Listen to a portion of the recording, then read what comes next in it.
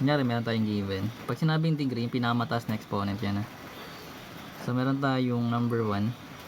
So let's say meron tayong 7x minus 2x squared plus 13. So basically, pag pinapahanap yung degree, hindi degree lang hahanapin mo, yung pinakamataas na exponent.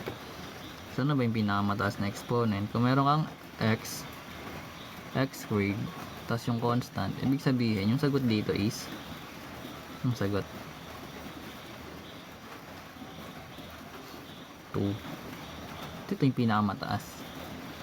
So number 2.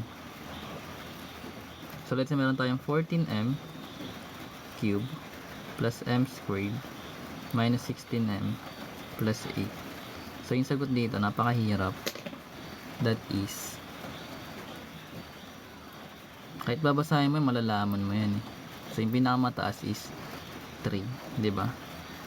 Then number 3 naman, so let's say meron tayong negative 625 a raised to 8 plus 16b 10 raised to 4. So basically, ganun pa rin yung magiging sagot natin, yung pinakamataas na exponent. So magkakaroon tayo ng 8, diba? Kasi naka-raise to 8 to. Gets? So number 4.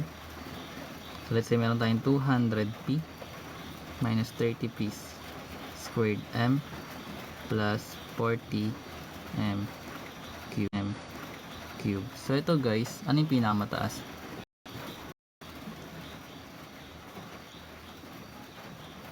So ito naman ay yung pinakamataas degree. Ilan yung degree na ito guys?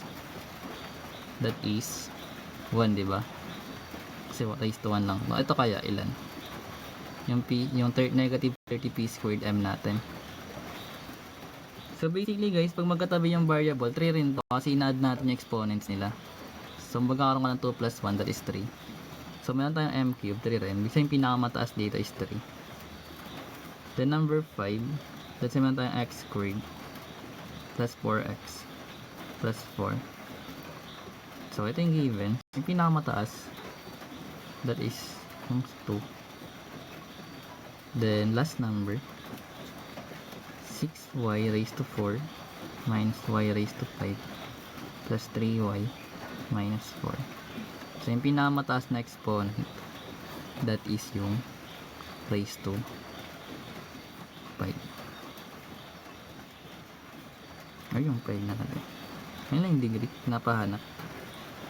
Then may mga cases na pinapahanap naman kung ano yung leading term, leading coefficient, and so on and so forth. Pero ito muna, ito yung nakalagay yung sunod. Okay na yan.